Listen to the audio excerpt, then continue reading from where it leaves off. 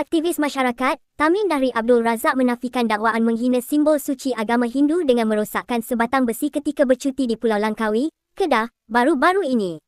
Menurut Tamim Dahri, dia tidak menyedari besi tajam yang dialihkan itu merupakan simbol agama kerana telah terbiar dan berkarat.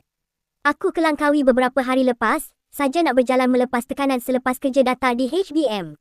Niat asal nak meneroka tempat-tempat rel dekat sana, aku sewa kereta dan pusing sekeliling pulau, sampai satu tempat berdekatan gua-gua, katanya menerusi hantaran di Facebook pada Selasa. Katanya, objek itu disedari selepas singgah di kawasan berdekatan gua dan memberi monyet liar makan. Aku ternampak ada batang besi konkrit yang tajam, tidak terfikir langsung itu adalah lambang keagamaan memandangkan ia hanya besi berkarat yang tajam. Itu juga bukan rumah anutan kerana tiada bangunan dan kawasan sekitar adalah lapang, jelas Tamim Dahri. Tambahnya, perbuatan mengalihkan benda yang menyakiti di jalan adalah sedekah. Dalam pada itu Tamim Dahri juga memuat naik gambar yang menimbulkan kontroversi itu, yang didakwanya berbeza dengan Trisula sebenar.